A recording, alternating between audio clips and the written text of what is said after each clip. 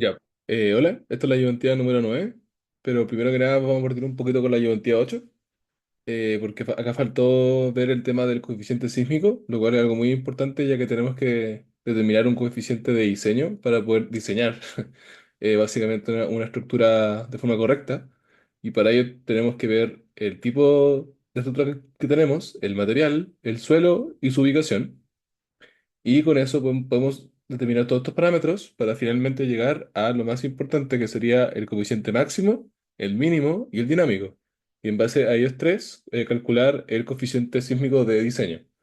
Entonces, acá si se fijan hay mucha estructura, hay un total de 10, pero por temas de tiempo vamos a hacer solamente las primeras dos, ya que después van a ver que es simplemente repetir y practicar. Así que eso. De hecho, acá me faltó colocar porque estaba buscando dónde era esto antes y para dejarlo claro es en Calama. ¿Ya? Eso. Ya, entonces, partiendo, esta estructura, la primera, si ven, sale que es un edificio minero para instalación de un chancador secundario de marcos de momento de 5 niveles. Por lo tanto, eso, y bueno, es de material de acero, arena muy densa, y bueno, se ubica en Calama y tiene un periodo fundamental de un segundo. Entonces, como es un edificio industrial, al tiro podemos saber que tenemos que ocupar la 2369. Entonces aquí me voy a la norma, me voy a sismos, acá tengo todas las normas de sismo y voy a abrir estas dos. Open, ya. Entonces, ya, la 2369. Primero que nada, nos podemos ir al tiro a la parte de los Rs, donde aquí, bueno, sería que era una estructura de marcos de momento, por lo tanto podría ser el 5.1 o el 5.2, ya que ambos son marcos de momento, pero el tema es que no nos dicen nunca si son anclajes dúctiles o no dúctiles, ¿ya? En este caso, si bien la diferencia es que si yo considero una ductilidad en los anclajes, me sube el R, por lo tanto tengo un diseño más dúctil, o sea, como más esperado a que el material se agriete una vez que tome las cargas, ya que estoy tomando una estructura para un comportamiento distinto, ¿ya? Algo más dúctil, como dice el nombre. Y luego, las uniones empernadas o soldadas van a amortiguar más las empernadas que las soldadas. Por lo tanto, una unión soldada correspondería a un caso más conservador que no tenemos tanto amortiguamiento. Por lo tanto, en este caso, yo lo que voy a ocupar va a ser la 5.2, ya que es un caso más conservador, ya que, por ejemplo, si yo con el caso de la 5.1 hubiera diseñado una columna de, por ejemplo, de 50 por 50, lo más probable es que al aumentar, o sea, al disminuir el R, esa columna ya no puede ser de 50 por 50, debido a que va a sufrir más carga, por lo tanto tenga que aumentar su tamaño, lo cual es algo más conservador, ya que si aumenta el tamaño de, por ejemplo, una columna, lo más probable es que resista más compresión, más corte, etcétera. Pero también en el lado malo es que suben todos los costos del proyecto. Pero como no se nos dicen mucha información, es mejor irse siempre al lado conservador para evitar casos peores. Por lo tanto, como ya dije, voy a cerrar esta carpeta. Consideramos entonces un R de 3 y un chi de 0,02. Y bueno, la sección efectiva va a estar dada por la ubicación que tiene ¿cómo se llama? La estructura. Por lo tanto, nos vamos acá a la tabla 2 que es la zonificación sísmica, y vamos a Calama, que está justo aquí, y tenemos que zona 2, así que sabemos al tiro que la sub 0 es 0,3. El tipo de suelo, si se fijan acá, sale que es arena muy densa. Entonces acá nos vamos de nuevo a las tablas. Y acá el suelo sale roca, ya, claramente eso no. Roca blando, fracturada, suelo muy denso o muy firme. La arena no es algo tan denso. Y si bien acá dice que es arena muy densa, la arena sigue siendo menos densa que la grava. Por lo tanto, yo consideraría un suelo C, que es solamente un suelo denso o firme, ¿ya? Si no dijera arena muy densa, yo ocuparía el suelo D, ¿ya? Pero ahí igual entra un poquito de arbitrariedad. Y ahí yo preguntaría la verdad como bien, como qué tipo de suelo ocupar, ya que eso va a afectar mucho qué tipo de estructura va a ser considerada como crítica para mi análisis. Pero bueno, entonces acá considerándolo, ocupo un tipo de suelo tipo C. Por lo tanto, el valor de S, vamos a la tabla 5, Y acá sale que un tipo suelo C tiene un S de 1,05. El T sub 0 acá no me importa. Ese otro T con la coma esa de arriba es para la NSH por 3, ¿ya? Y acá en este caso es lo mismo. El N es para la 433 y el P es para la que estamos haciendo ahora. Por lo tanto, el T sub 0 en este caso va a ser de 0,4 y el P va a ser de 1,5. El C máximo en esta norma no se establece ningún C máximo, por lo tanto lo dejamos vacío, ¿ya? O lo ponemos infinito, pero yo lo dejo vacío. El C mínimo va a estar dado según la disposición 5.12 de la norma, que si bien se fijan está justo acá, y va a depender del periodo de la estructura, del periodo fundamental. Entonces, esta fórmula va a ser para las estructuras súper rígidas, porque si se fijan, un periodo fundamental menor que 0,25 es algo súper rígido, y mayores que 0,25 va a ser simplemente esta de acá, que es menor a esta de acá arriba. Por lo tanto, ocupo esta, ya que mi periodo fundamental es de 1. Por lo tanto, voy a tener. Y por si acaso, acá en este caso, el I, tanto en la estructura 1 y 2, va a ser igual a 1, porque son estructuras normales. ¿Ya? Voy a dejarlo acá arriba porque no hay espacio aquí abajo para colocarlo. Así que 1. Entonces, 0,25 por el I, por A sub 0 creo que era, ¿sí? Por S. Listo, ahí tengo mi C mínimo. Ahora mi C dinámico. El C dinámico va a corresponder a mi espectro de diseño evaluado con el periodo fundamental. Pero para ello tengo que ocupar primero el espectro de referencia. Por lo tanto, obtengo el de referencia, acá lo coloqué, va a ser 1,4 por S por A sub 0 por 1 más 4,5 por el periodo fundamental, que va a ser 1, partido en T sub 0, todo eso elevado a P, todo acá, cierro paréntesis, dividido en 1 más el 1 partido en T sub 0, todo eso elevado a 3.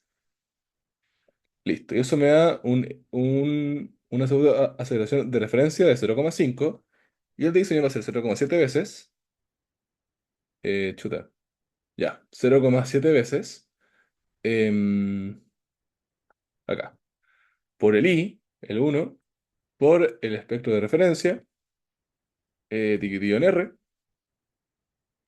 por 0,05, ¿sí o no? 0,05 dividido en el chi de acá, elevado a 0,4. Listo, me da 0,17. Entonces ahora puedo comprobarlo con un Excel que tengo hecho para ver como que en verdad que estemos bien. Entonces acá yo me hice un Excel que es automatizado, coloco el tipo de suelo, la categoría, si se fijan, categoría 2 es normal, así que I igual a 1, la zona es zona 2, el R es 3, el chi es 0,02, periodo fundamental de un segundo, eso me da un C dinámico de 0,17. Perfecto. Eso. Y si se fijan, el C mínimo va a ser este de acá porque tengo un periodo menor o sea, mucho mayor a 0,25. Si fuera menor, el C mínimo era 0,312, es súper alto. En cambio acá es mucho más chico. Entonces el C dinámico va a ser el SA de diseño partido en G. Esto partido en G va a ser simplemente este número, así que 0,17. Va, 0,17. Entonces aquí, ¿cómo sé cuál es el C de diseño? Siempre en este caso va a ser, si el C dinámico es mayor a mi C mínimo, ese va a ser el de diseño. Básicamente la fórmula es el máximo entre estos dos. ¿Ya? Y listo. Ahí están listos. Y acuérdense siempre que si, por ejemplo, este C dinámico les hubiera dado, por ejemplo, 0,01, va a tener que ese diseño está dado por el mínimo. Y si ustedes hacen un análisis en modal espectral, van a tener que ocupar este C, porque ese C es el que va a estar metido en su espectro. Van a obtener, por ejemplo, un Q. Por ejemplo, obtienen un Q, un corte basal, me refiero con eso, de 50 toneladas. Al final, eso no va a ser el correcto, porque ustedes van a tener que amplificarlo una ponderación que va a ser igual al C mínimo partido en el C dinámico de 7,9 en este caso. Por lo tanto, el Q final va a ser la ponderación por su Q. Y ese va a ser el Q que en verdad tienen que ocupar. en esa estructura, ¿ya? Este caso es como muy exagerado porque es muy chico, pero por ejemplo, si hemos tenido un 0,07, acá si se fijan es como un 10% más de fuerza. Y eso es debido a que el C dinámico es menor al C mínimo, ¿ya? Eso es algo súper importante que a veces uno se le olvida en los modelos estructurales como el SAT 2000 o el ITAPS, pero hay que colocarlo, ¿ya? Porque si no, vamos a tener un Q que es menor a la demanda mínima que exige la normativa, ¿ya? Ya, eso es súper importante, así que tenganlo en mente. Luego, ya, estamos listos. Ya tenemos la estructura uno. Ahora vamos a la segunda estructura. La segunda estructura va a estar dado por un edificio de oficinas de 25 pisos, estructurado en base de bloques de momento. Bueno, el tiro, edificio de oficinas, corresponde a un edificio residencial. Ya no es algo industrial, e incluso está hecho de hormigón. ¿Ya? Entonces nos vamos a la obra norma, que sería la obra 33. Está acá. Y primero que nada, me importa mucho el R. Por lo tanto, y si se fijan, bueno, está ubicado, bueno, tiene un suelo de lava muy densa, está ubicado en Las Condes, y tiene un periodo de 2 segundos, o sea, es mucho, es el doble que el de antes, ¿ya? Bueno, y también eso es debido a la cantidad de pisos que tiene, ¿ya? Eso es algo importante. Ya, entonces, primero que nada, el R. Voy a mover acá. El R, ya está acá. Entonces al tiro, hormigón, 7 listo. Ya no es tan complicado como el pasado porque si es acero, claro, hay que ver si es un marco concéntrico, si es un marco especial, si es un marco excéntrico, o si es un marco corriente, si es un pórtico, etcétera. Pero en este caso tenemos que solamente es de hormigón, así que ocupamos un R de 7. Vamos acá, R7. Y el chi siempre acá es 0,05 porque es residencial. Y el A sub 0, siendo que es de Santiago, debería ser 0,3 también, porque estamos en zona 2 acá, por si acaso, en Santiago. Pero voy a revisarlo de todas formas porque puede que me esté confundiendo con la otra normativa y quizás tienen algo distinto. Zonificación sísmica, y acá si se fijan, Santiago, Las Condes, listo. Zona 2. Entonces, zona 2, 0,3. Tipo de suelo, si se fijan, acá es grava muy densa. Y yo dije que yo consideraría más un suelo tipo B como grava muy densa. Pero veamos lo que dice esta norma, porque esta es una norma comparada, bueno, esta es una norma distinta a la que les había mostrado antes. Ya que esta tiene otro propósito que es para edificios residenciales. Ya, a ver el tipo de suelo no lo estoy encontrando. Como que a veces acá me pierdo un poquito en la norma. Ya. Roca blanda, fracturada, suena muy denso, muy firme, ya. Vamos a considerar que eso es grava muy densa, ¿ya? Como les dije, eso es medio arbitrario igual, así que tengan ojo con eso. Acá vamos a ocupar, si se fijan, todos los edificios y estructuras destinadas a la habitación privada, uso público, etcétera, van a ser oficinas, básicamente.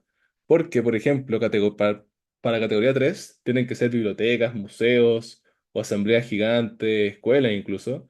Entonces, claro, como que al final esto ya sería algo mucho, como algo muy distinto, ¿ya? Así que vamos a ocupar tipo 2 simplemente por simplicidad, porque simplemente el I es uno, ¿ya?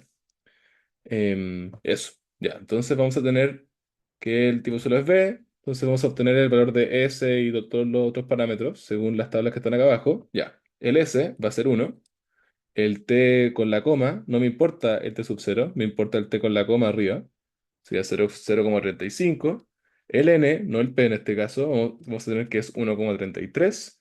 Y el C máximo en este caso sí está limitado. Si se fijan, acá está.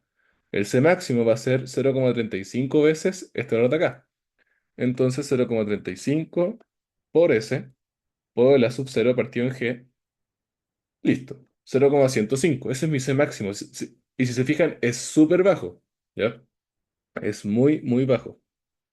Luego el C mínimo, este es un poquito más complicado de encontrar, pero está por aquí. Está como justo donde sale el tema del coeficiente sísmico, justo acá. Entonces acá si se fijan en la 6,2.3.1.1 sale en ningún caso el valor de C debe ser menor que A sub 0 por S partido en 6G.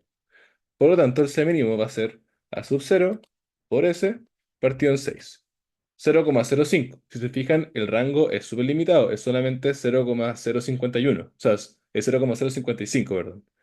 El C dinámico en este caso va a ser súper parecido y va a ser con esta fórmula evaluada con el periodo fundamental de la estructura, en este caso 2. Por lo tanto, el C dinámico va a ser 2,75 veces el S por el A sub 0 partido en R por el T partido en el fundamental, que es 2 y todo eso elevado a N. Listo, 0,012. Si se fijan, este me dio mucho menor que el C mínimo. Y obviamente mucho menor que el C máximo, pero eso es obvio. Así que acá, ustedes lo que hacen, la fórmula en teoría es, el, si este es menor, ya, un segundo, me están llamando, denme un segundo.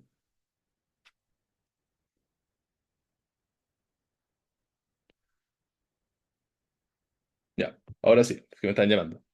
Ya, entonces siguiendo con el ejercicio, vamos a tener que, ya, entonces acá la fórmula, ya, ¿en qué estaba? Ya, voy a tener que si este número es menor que este y mayor que este, ocupo el dinámico. Pero si el dinámico es menor que el mínimo o si el dinámico es mayor que el máximo, ocupo el mínimo y el máximo respectivamente. Es decir, si este es mayor que el C máximo, ocupo el C máximo. Si el C dinámico es menor que el C mínimo, ocupo el C mínimo. Y si el C dinámico está comprendido entre el C mínimo y el C máximo, ocupo el C dinámico. ¿Ya? Entonces, en este caso voy a hacer la fórmula general, pero es algo súper simple, pero voy a dejarlo en fórmula para que quede más explicado. ¿Ya? Entonces voy a decir si este es menor igual que este, perdón, voy a lo haga bien, porque son dos restricciones. Y si también es ¿cómo sería? K39 es mayor, igual que este de acá, ocupar K39.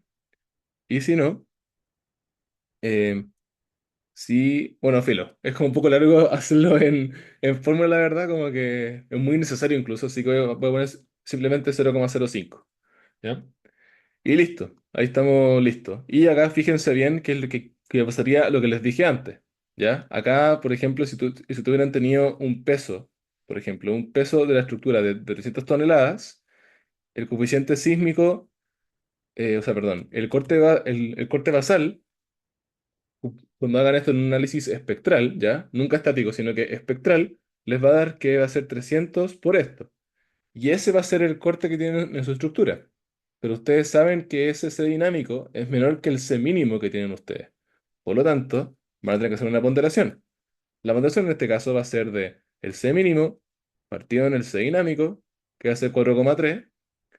Por tanto, el Q final, el Q de diseño, voy a poner Q diseño mejor, Q diseño va a ser esta ponderación por el Q obtenido. Entonces, en verdad, ahí mi Q es casi 5 veces, bueno, es 4,3 veces más que el que tenía antes. Y ese es el correcto. Este es el Q correcto que hay que ocupar en la estructura. Pero recuerden, esto siempre es para un análisis modal espectral. Ya si ustedes lo hacen estático y ocupan el C de diseño de 0,05, esto no hay que hacerlo. Esto es solamente para análisis modal espectral.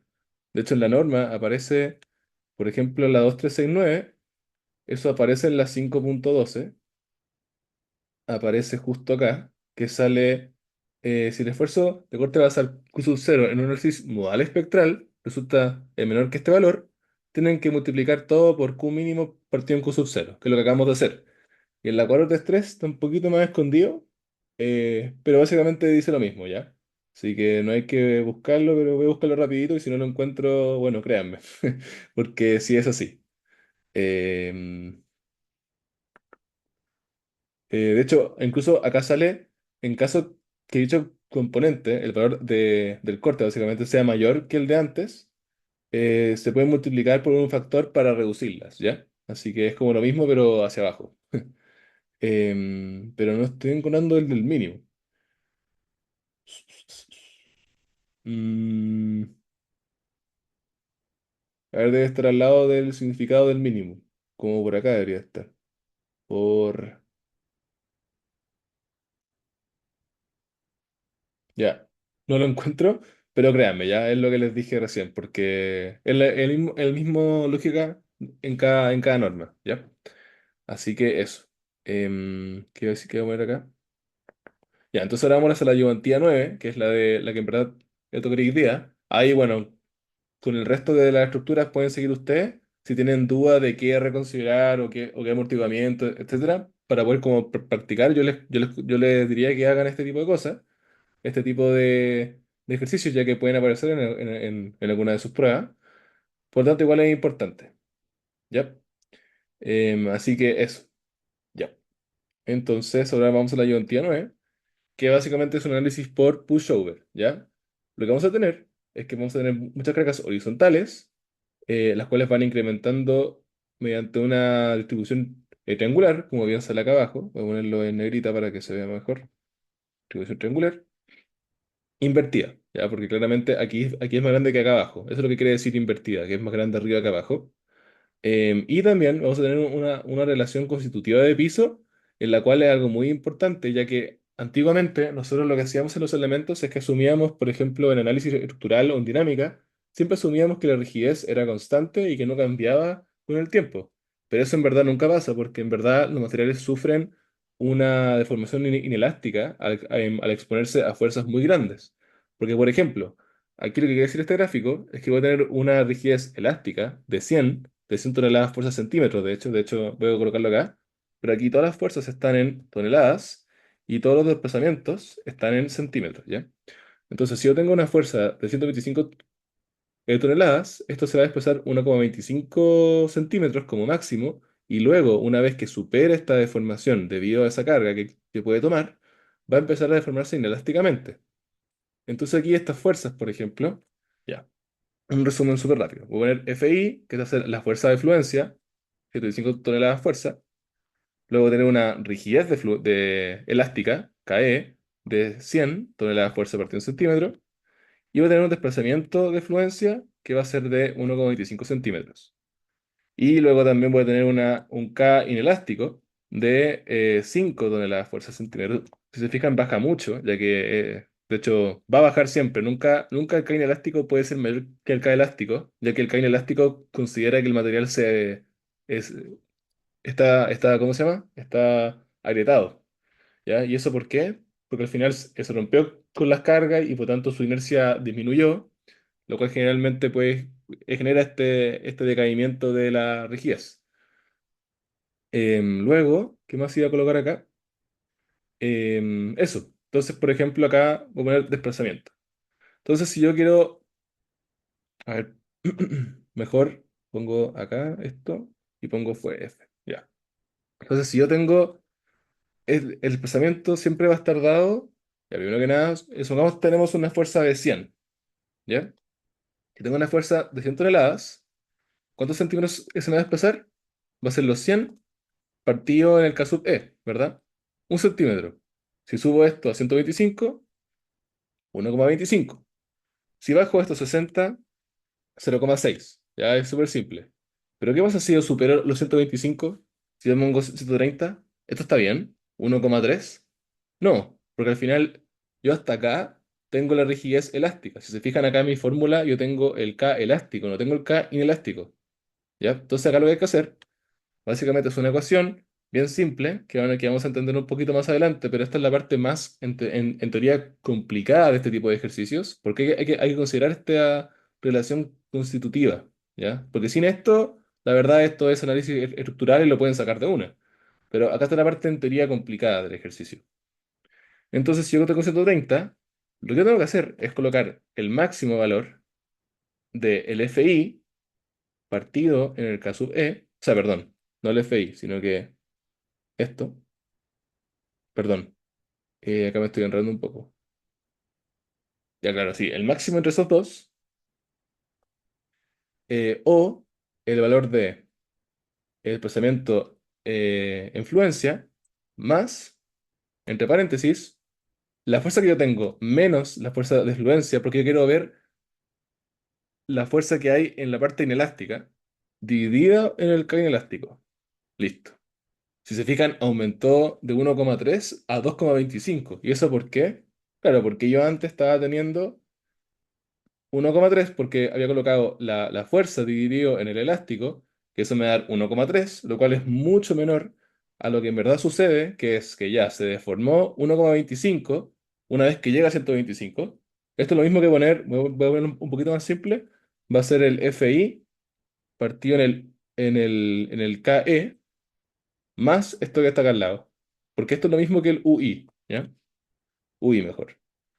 Entonces, y eso va a ser más la fuerza de la parte inelástica. En este caso esto va a ser 5 porque tengo 5 de fuerza sobre mi estado elástico y que entra al estado inelástico. Entonces va a ser 5 dividido en 5 y eso va a ser uno y eso más los 2,25 va a ser va a ser 2,25.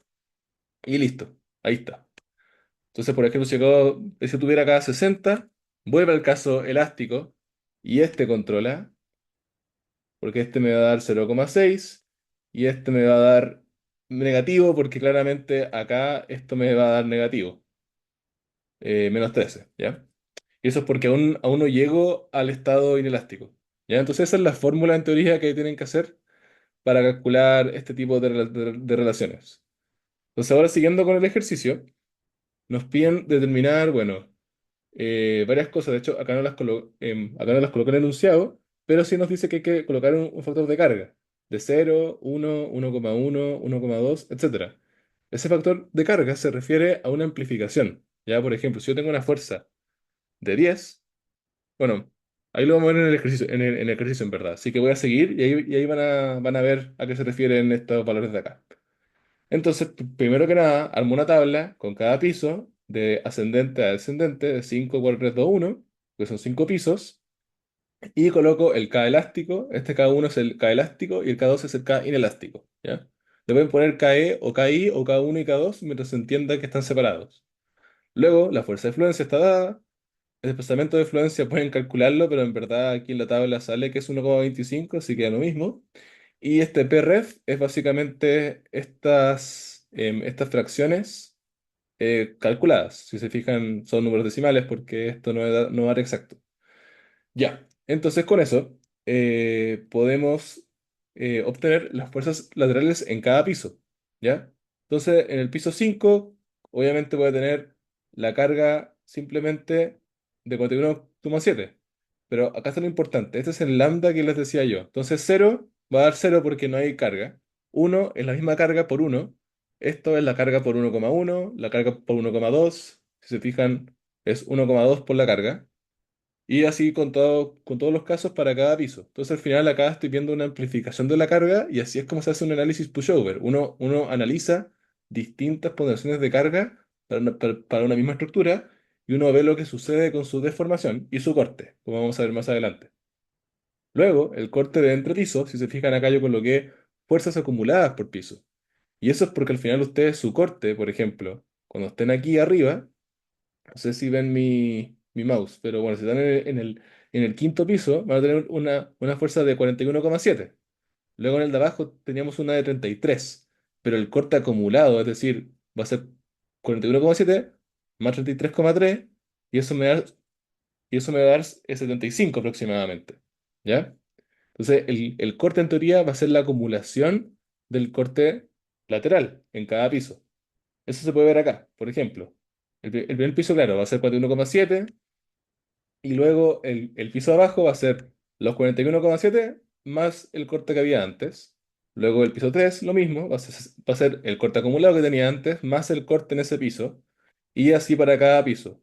Y luego acá simplemente es ponderar este por 1,1, este por 1,1, este por 1,1 y así todo el rato hasta llegar a los 1,6. Si se fijan es súper simple, solamente que llega a ser un poquito latero porque son varios cálculos, pero ustedes hacen un cálculo y si definen bien su fórmula acá, la pueden tirar para el lado y listo. Y tienen todos los resultados de una.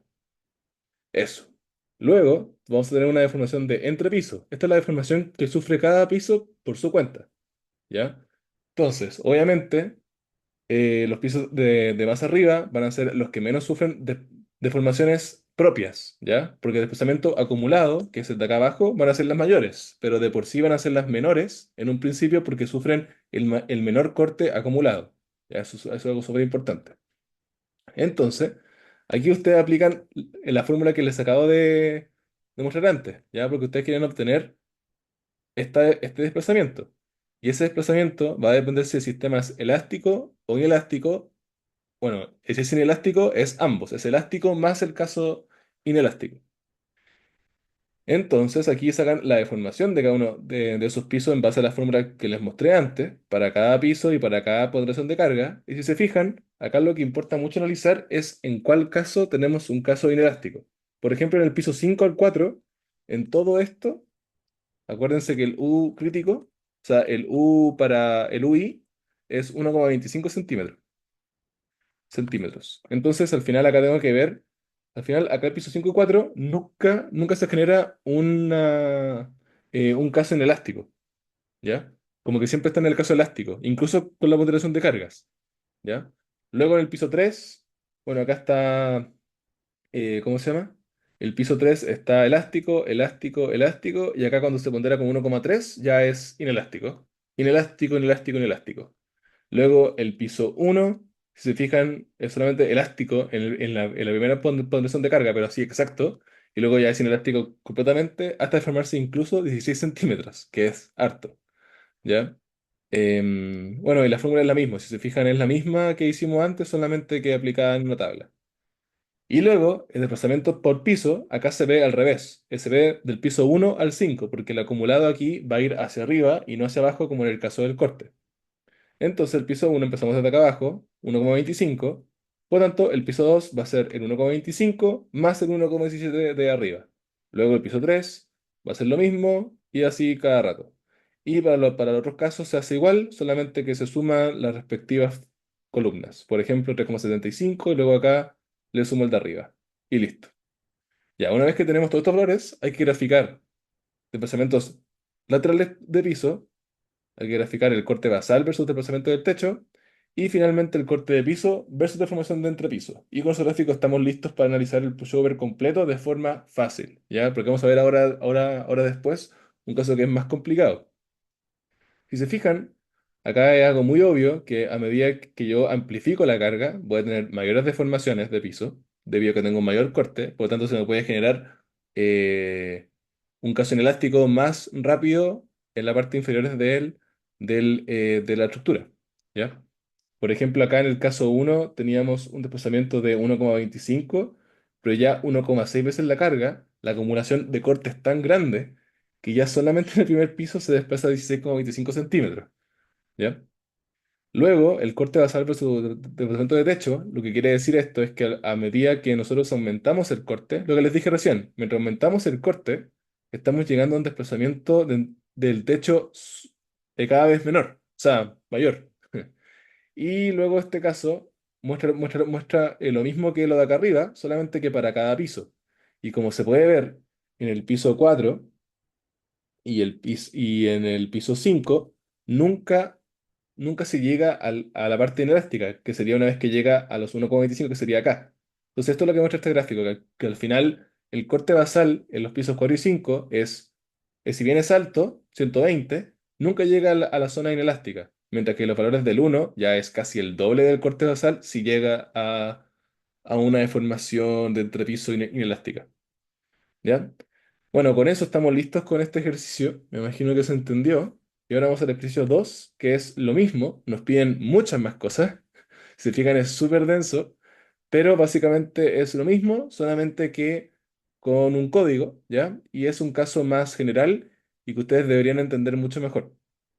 Ya, estas son muchas fórmulas de dinámica que ya deberían conocer. No las voy a abordar mucho en esta ayudantía, o sea, no las voy a explicar tanto porque son cosas que ya deberían conocer, pero son simplemente fórmulas que incluso aparecen en la normativa nacional, en la Acuerdo de Estrés y en la 269, así que si tienen dudas con cómo funcionan, ahí mismo aparecen. Pero acá tenemos una estructura de 7 pisos, también con una relación constitutiva de piso, la cual tiene valores en valores del SI, ya no son MKS como en el caso anterior porque en MKS, si no saben, es kilogramos, centímetro cuadrado, etcétera. En cambio, acá tenemos SI, que es como lo que siempre trabajamos en la universidad, la verdad. Bueno, listo. Y acá, si se fijan, bueno, acá lo más importante al principio, como nos piden en la parte A, nos piden determinar los periodos y los modos elásticos de la estructura. Entonces, aquí, ¿cómo lo hacemos? Es como siempre, en dinámica, nosotros lo que hacíamos era diagonalizar la matriz de masa. En este caso, cada uno de los pisos tiene una masa M, que es de 180 toneladas fuerza, ¿ya? Y eso lo colocamos aquí. Listo. Luego, el K lo vamos a tener que transformar debido a la rigidez que tiene este sistema. Pero como bien recordarán de dinámica o de análisis estructural incluso, esto es algo muy simple de utilizar. ¿Ya? Este va a ser el piso 7, el piso 6, piso 5, piso 4, piso 3, piso 2, piso uno. Y acá sigue la misma lógica. 7, 6, 5, 4, 3, 2. Va, acá se me pasó algo. Mm, mm, mm. 7, 6, 5, 4, 3. ¿Por qué me quedo como...? Ah, claro, porque como que acá está como medio ya. Pero da lo mismo. Al final acá va del piso 7 y termina en el piso uno. ¿Ya? Sería el de más acá. Entonces, claramente en el piso 7 voy a tener mucha más rigidez y en el piso uno solamente... Perdón, acá está... Esto está al revés, de hecho. Este es el piso uno y este es el piso 7. Ya, porque una vez que se desplace este piso de acá arriba, voy a tener menos rigidez que el piso de acá abajo, porque al final acá no tengo un piso que me equipare en el lado superior. ¿Ya? Ahí me he confundido yo un poco. Pero bueno, acá esta fórmula es bien básica, que simplemente va a ser, por ejemplo, 2K2 menos un K1 menos un K1 más la suma de esos dos, que es simplemente una fórmula que ya conocen de análisis, que esto siempre va a ser de esa forma, debido a la forma en que esta viga, si yo desplazo toda esta viga hacia acá, las columnas se me van a mover hacia acá. Pero esto es el lado contrario, etcétera. Y bueno, la fórmula es bien común, así que me imagino que la conocen, no voy a entrar mucho en eso. Em, Eso, y bueno, luego para poder obtener el periodo, como bien nos piden acá, que nos piden los periodos y modos elásticos de la estructura, ustedes van a tener que calcular los valores y vectores propios. Con eso lo hacen, con la TI lo pueden hacer incluso, haciendo los eigenvalues o los eigenvectors y pueden determinar todo lo que les pide. Acá está un poquito la lógica y las ecuaciones necesarias, pero esto simplemente es un código que de hecho creo que en las ayudantías pasadas Pipe ya lo explicó un poco, así que esto ya debería estar súper rápido para ustedes. Entonces, aquí lo que ustedes van a obtener va a ser que los eigenvalues van a obtener el valor de los periodos en forma descendente, del periodo fundamental al periodo en teoría menos fundamental, y también los vectores propios. ¿Ya? Esos vectores propios al final nos van a proporcionar la gráfica de los modos. Esto lo pueden hacer en MATLAB o lo pueden hacer en Python. Esto es simplemente graficar estos valores respecto a cada piso. De hecho, ustedes pueden hacer esto con un plt.plot, ponen una lista de los pisos y cada valor y pueden tener el modo graficado. Acá está mucho más bonito, pero pueden hacerlo un poco más feo si es que se los piden y va a estar bien mientras lo hagan. ¿Ya? Y mientras se entiende lo que están haciendo. Un tip acá, de que algo muy importante, si ustedes acá no saben cuál es el modo uno modo 2 cuando se tienen la TI, hay una forma de ver cómo algunos modos son o no son. Por ejemplo, si ustedes grafican todos estos modos, ¿ya? Ustedes siempre tienen que ver que el modo uno va a ser toda a la derecha. El modo 2 siempre se va a ir a la izquierda, después a la derecha. Entonces, si por ejemplo, ustedes en su programa les da este vector, pero este vector y este vector dados vuelta, el 2 con el 3 se van a dar cuenta porque al final el 3 gira dos veces por su centro, mientras que el uno solamente una vez. ¿Ya? Entonces eso es una forma de verlo rápido. Bueno, y otra forma de verlo rápido es que el modo uno siempre son valores todos positivos o todos negativos, porque todo se va hacia un lado. En cambio, el último modo, en este caso el modo 7 porque tenemos 7 pisos, con 7 grados de libertad considerados, tiene que ser intercalado. Negativo, positivo, negativo, positivo o positivo, negativo, positivo, negativo. ¿Ya? Y eso es porque se tiene que mover hacia cada costado en cada uno de sus sentidos. ¿Ya? Es una forma como rápida y un tip rápido de ver si están bien o no. Porque si, por ejemplo, si esto lo hubiera dado positivo, positivo, negativo, positivo, negativo, positivo, al final algo está mal. O incluso se puede ser que sea el modo 6, ¿ya? Porque tiene que ser necesariamente el último modo, tiene que ser intercalado, si no está malo. Eso. Luego pueden sacar también la frecuencia, siendo el uno dividido en esto, o en lo contrario. Y acá pueden obtener el factor de participación modal. eh, y bueno, el resto de los parámetros normalizados de la masa, etcétera. Ya, listo. Entonces ahora ¿qué nos piden además?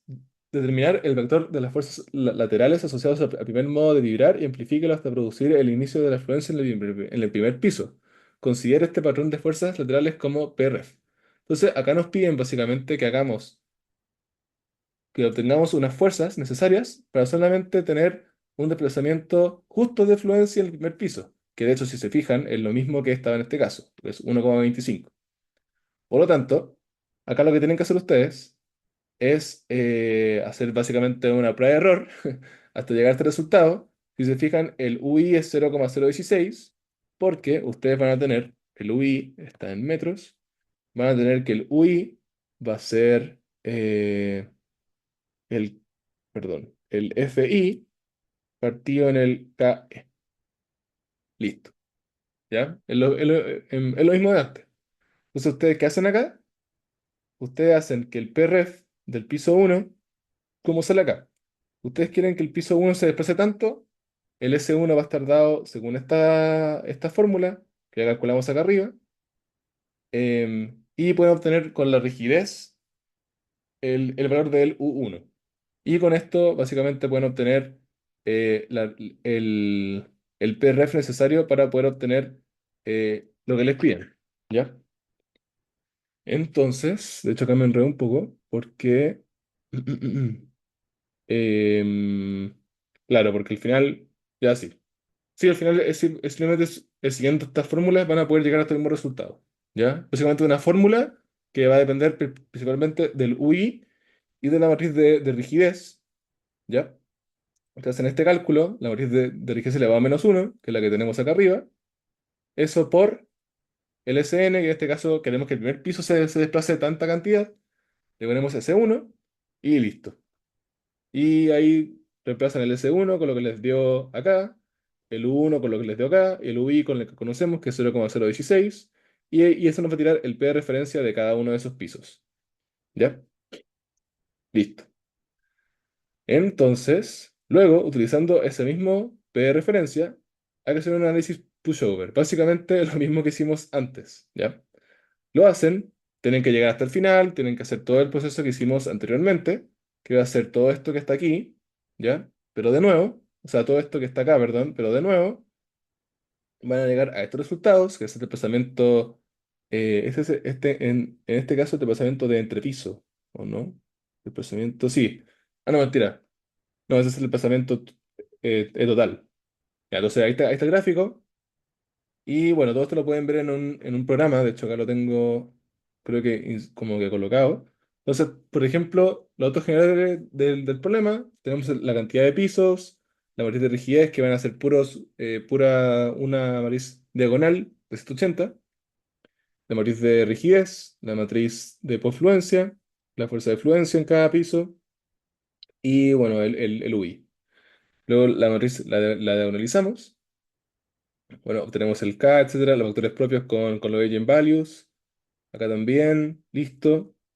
Y luego obtenemos los factores de optimización modal. Si se fijan, son solamente fórmulas. No hay nada muy complicado acá. Y bueno, esta es la parte como en teoría complicada, que era lo que les dije. Así se llama, expansión modal del vector de fuerzas. Y bueno, acá se hace al final la amplificación por el lambda del PRF, que el PRF van a ser las fuerzas que les mostré anteriormente obtenidas con esto para que el primer piso esté en su estado elástico, o sea, en su estado, claro, justo en el estado límite de forma elástica. Y bueno, acá básicamente hacen todo el análisis que ya les ha explicado el Pipe. De lo que entiendo, esto ya lo han hecho en otra ayudantía, así que no me voy a ir tan en detalle. Acá se grafica. Creo que este código ustedes los van a tener, no estoy muy seguro de eso, pero bueno, lo vamos a correr. F5, ya está cargando, así que espera un poquito.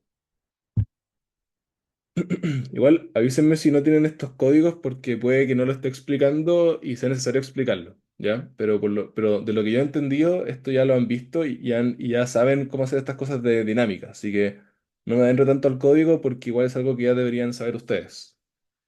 Em, ya, entonces acá. Bueno, estas son las figuras de los modos, ¿ya? En base a la rigidez y todo, y la masa. Luego también tenemos, bueno, este es el desplazamiento acumulado. Si se fijan, es súper parecido al pasado. Es de la misma forma, de hecho. Luego vamos a tener también el corte basal versus depresión de techo, que pasa algo similar. Y finalmente, todo el resto de las cosas que son desplazamientos de entrepiso. Del corte versus el desplazamiento de entrepiso. ¿Ya? Y ese es de hecho, esto está dividido para cada piso correspondientemente y se ve mucho mejor. Se ve mucho mejor que en el caso del Excel. Ya porque si se fijan acá el piso uno si llega a un caso mucho más, bueno, llega justo hasta el estado elástico, luego está un poquito menos porque tiene menos corte, este también, también, listo. ¿Ya? Pero todos siguen la misma recta porque todos tienen la misma relación constitutiva. Es decir, esta recta de acá es la misma que la que está acá, solamente que llega hasta por aquí solamente. Nunca pasa a este punto. ¿Ya? Es algo importante. Entonces, con eso, nos piden, bueno, graficar el techo, no sé qué, que es lo mismo que ya acabamos de demostrar, así que esto me lo salto. Esto es simplemente graficar lo mismo que ya hicieron en la pregunta uno, solamente que para esta pregunta, y hacerlo en código, que es básicamente solamente hacer una lista de los resultados obtenidos y graficarlo simplemente. Pueden hacerlo mucho más simple que esto, porque esto está mucho más bonito, pero pueden hacerlo mucho más simple en Python. ¿Ya? Yo recomiendo Python igual porque puede llegar a ser más complicado hacerlo en MATLAB. Ya, hola, hubo un problema y se cortó la grabación y cuando estaba descargando el video me di cuenta de eso. Como que vi el final y se cortó como justo acá, cuando hablé como de que lo pueden hacer en Python y no en MATLAB. Y seguí hablando, hice todo el ejercicio y lo estaba grabando, parece como que se cortó. Pero bueno, lo voy a hacer desde ahora. Ya, entonces habíamos quedado acá que habíamos obtenido desplazamiento de entrepiso de cada uno bueno, al principio, bueno, el desplazamiento de entrepiso de cada uno de los pisos y también teníamos el corte basal versus desplazamiento de techo. Y este es el gráfico que nos importa ahora, así que voy a copiarlo porque en la parte ahora lo que nos están pidiendo, chuta, lo que nos están pidiendo es que usando estos resultados del pushover anterior, tenemos que determinar el sistema equivalente de un grado de libertad considerando un sistema equivalente bilineal, graficando la constitutiva del sistema equivalente de un grado de libertad. Entonces, esto qué quiere decir es que nosotros queremos que todo el sistema de 7 grados de libertad, porque eran 7 pisos, queremos reducirlo solamente a uno, ¿ya?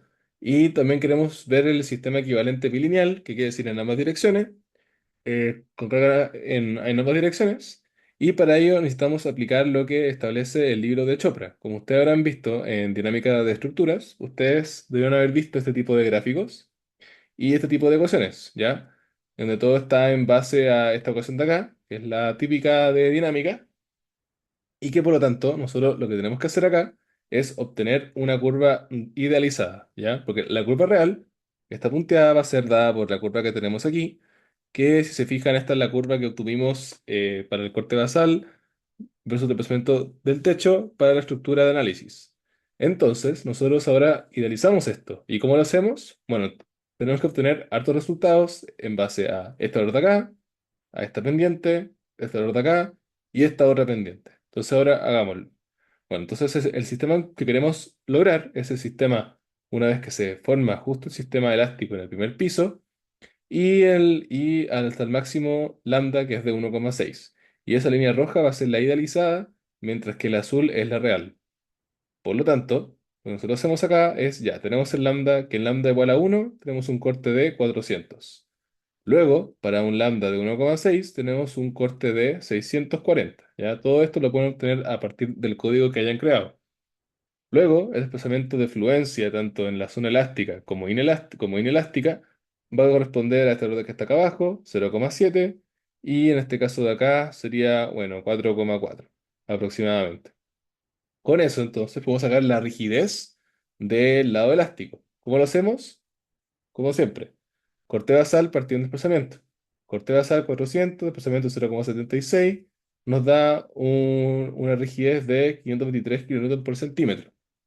Ahora, ¿cómo obtenemos este valor de acá? Básicamente, esta pendiente va a ser debido a una pérdida de rigidez, como ya lo hemos hablado antes. Entonces, lo que va a corresponder a eso va a ser la pendiente del cambio de este punto con este punto. Y eso es lo que hace esta ecuación.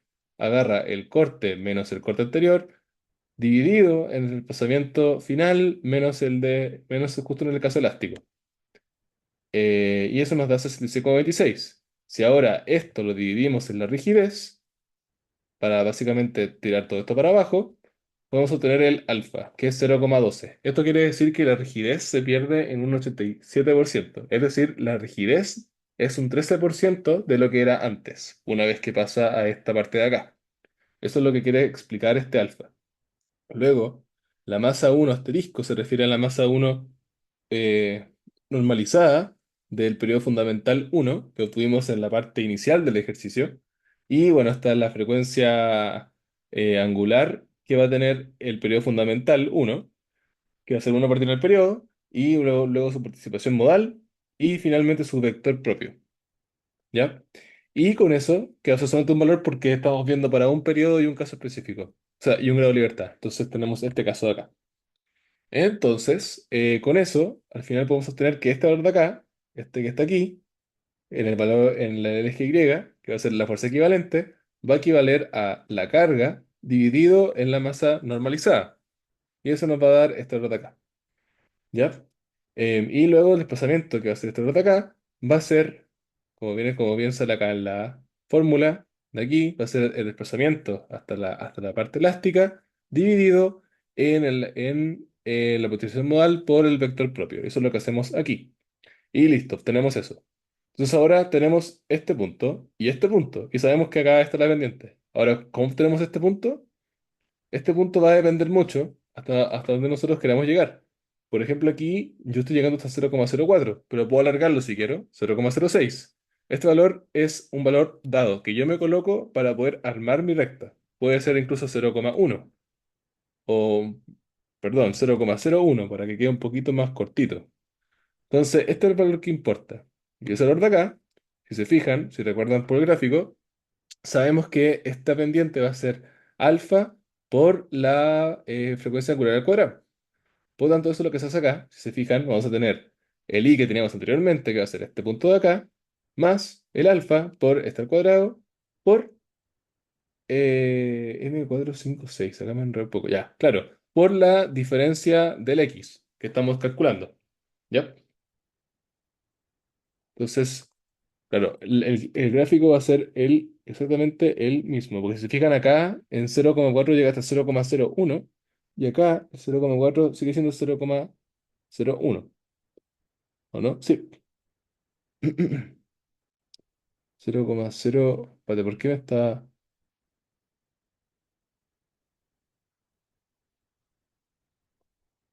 Ya, no, sí, perfecto, no, sí, está bien. Ya, entonces con esto ya calculado, lo que nosotros podemos hacer es... espérate, acá me confundí un poco, porque claro, este valor va a cambiar el valor de al lado, pero...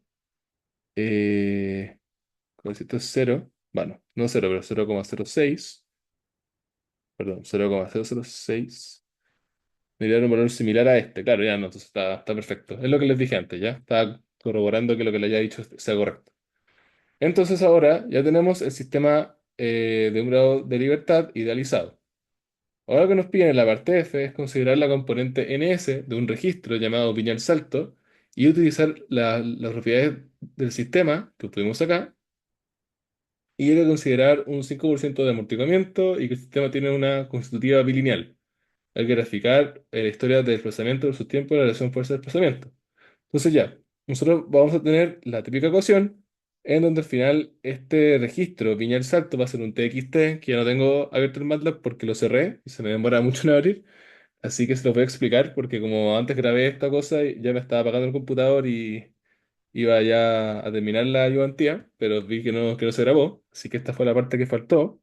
Básicamente, lo que va a entregar este TXT va a ser un historial de aceleración en el tiempo, ¿ya? Entonces, en base a esa aceleración, nosotros podemos determinar cómo esa estructura se va a desplazar y cómo su amortiguamiento va a afectar a su desplazamiento en el tiempo. Y ahí también podemos ver su gráfico y estético, como se puede ver acá, que básicamente acá se está como yendo, por ejemplo, a la derecha, después baja a la izquierda, después a la derecha, a la izquierda, y básicamente estamos haciendo compresión, tracción, y eso es lo que se ve en un ensayo cíclico, ¿ya? Que una viga va a estar, por ejemplo, flectada en un sentido, luego hacia el otro, luego en un sentido, luego hacia el otro. Y eso es lo que se produce en un caso cíclico, generalmente. Entonces, nosotros lo que hacemos es básicamente graficar el historial de desplazamiento. Y si se fijan, está el de desplazamientos y en el tiempo. Entonces acá tenemos que el mayor desplazamiento que se genera en la estructura, según este registro, es de 0,07 metros. Es decir, 0,07 metros son 7 centímetros por 100 centímetros. Entonces se forma una cantidad de 7 centímetros que igual es harto y se produce justo a los 69 segundos de análisis. Luego, el historial de fuerza, podemos ver que esto básicamente va a ser la pseudoaceleración, que se fija en esta en gravedad. Así que esto yo lo puedo obtener y me va a dar 0,9 G, justo en el mismo desplazamiento. Porque claramente nosotros sabemos que el SA y el SD, que va a ser estos dos sistemas de desplazamiento con aceleración, están vinculados mediante la frecuencia angular al cuadrado del sistema. Por lo tanto, justo en ese mismo tiempo, 69,44, 69,44, obtenemos la gravedad, la subaceleración máxima del sistema, que es 0,9 G. Y finalmente la relación fuerza-desplazamiento, que son básicamente estos dos gráficos juntos y podemos ver cómo se forma la curva y esterética. Entonces, la respuesta máxima del sistema, como bien les dije, se forma una cantidad de 7,52 centímetros, tiene una fuerza de 0,9 G y se produce en el tiempo exacto de 69,4 segundos. Ya, eso es lo que nos estaban pidiendo. Luego, y todo esto es, básicamente estamos colocando un espectro en esta estructura. Y eso es lo que nos está generando como resultado, ¿ya? Eso es lo que más, eso es lo importante. Al final, si nosotros tenemos una estructura, le podemos colocar cualquier tipo de espectro y vamos a obtener historias de fuerzas, ¿ya? Bueno, y todo esto, bueno, asumiendo un caso bien básico que es solamente un grado de libertad, ¿ya? No estamos asumiendo un grado de libertad para cada piso ni nada parecido. Es como si todo fuera un gran piso y todo se mueve hacia un lado, con un grado de libertad. Luego nos piden finalmente que hay que dibujar el espectro elástico del registro en un formato SASB, es decir, nos piden graficar la pseudoaceleración en el eje Y y la pseudo desplazamiento en el eje X. Y bueno, en esta figura nos piden también graficar la curva bilineal un sistema equivalente de solamente un grado de libertad e identificar el punto de desplazamiento máximo. Y a partir de este gráfico hay que determinar la resistencia a fluencia del sistema y que debe tener la estructura para que se comporte de manera elástica. ¿Ya?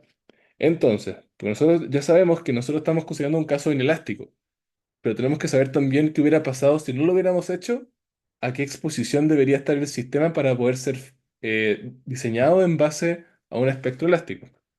Entonces, ¿qué hacemos nosotros? Bueno, acá está toda la explicación, que básicamente se forma un gráfico de esta manera. Como pueden ver, tenemos en el eje Y la pseudo aceleración y en el eje X el pseudo desplazamiento. Acá pueden ver que hay valores dobles para pseudo desplazamiento y eso es porque claramente vamos a tener que para periodos muy chicos tenemos, a ver, por ejemplo, voy a mostrarles acá la norma. Por ejemplo, aquí tenemos dos aceleraciones que son iguales, pero claramente suceden en un periodo distinto, ¿ya? Y esos dos van a generar desplazamientos distintos, ¿ya? O sea, bueno, mentira. Desplazamientos iguales. Ya, perdón. Desplazamientos iguales o sea, aceleraciones distintas. Sí, de hecho, acá me confundí con la explicación, pero ya. A lo que iba era que la pseudoaceleración distinta puede provocar desplazamientos iguales, ¿ya? Y eso es debido a esta asociación del periodo, ¿ya? Por SD. Y por eso este gráfico se puede ver extraño, pero esta relación entre la y el CD siempre se forma algo de esta manera. ¿Ya? Entonces, ¿qué más nos dice esto? A ver, voy a leer un poquito acá lo que sale. Intentando para cada periodo de interés del código de relación de amortiguamiento. Bueno, al final, esta integración, de lo que tengo entendido, ya lo han hecho antes, porque esto hay que hacerlo con Newmark no lineal, como ya lo habrán hecho en dinámica. Em, y tienen como pendiente, notar que este último formato implica que las rectas con una cada punto del espectro en origen de coordenadas, tiene como pendiente de cuadrada, por la posición de cada punto. Claro, al final lo que quiere decir esto es que ya, nosotros tenemos el caso, ya, el primero que nada, voy a copiarlo acá de nuevo, Pero esta foto al final se puede ver aquí. Está justo en... A ver, voy a poner un cuadradito para que se vea mejor. Estamos acá. Ponerle sin fill, que sea color negro con harto contorno.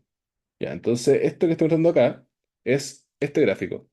Si se fijan, nosotros en el caso inelástico nos fuimos de esta línea directo hacia acá y eso puede llegar hasta un máximo más o menos de como 12 centímetros de desplazamiento, así como máximo, ¿ya? Pero si ustedes se fijan acá, si ustedes se fijan aquí, si nosotros hubiéramos seguido el caso elástico, hubiéramos tenido que llegar a un desplazamiento de aproximadamente como 23 centímetros, bueno, acá está, 22,9 centímetros, lo cual sería excesivo y además tendría que tener una aceleración en ese punto de 1,4 aproximadamente para poder lograr ese comportamiento, ¿ya? En cambio acá nosotros lo que estamos haciendo es, mediante una aceleración de 0,1 aproximadamente, estamos llegando a un desplazamiento mucho más grande, lo cual es mucho mejor, ¿ya? Entonces acá lo que estamos como sacando de este sistema es básicamente, déjame ir acá un segundo porque puede que se me esté faltando explicar algo. Este gráfico, ya se lo dije.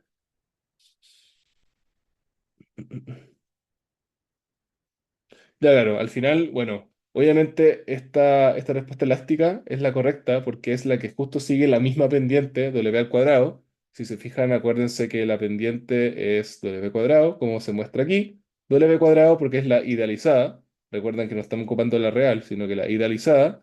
Entonces, como la pendiente es w cuadrado, W al cuadrado, de este caso va a ser esta pendiente de acá, y esa es la respuesta elástica que justo pega ahí con el pseudo espectro de elástico. Ya, acuérdense que este azul es el elástico, para un R igual a uno básicamente.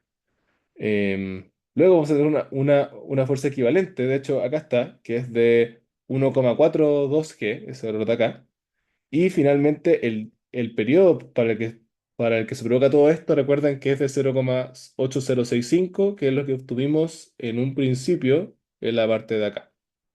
¿Ya? Y con eso estaríamos listos con la ayudantía.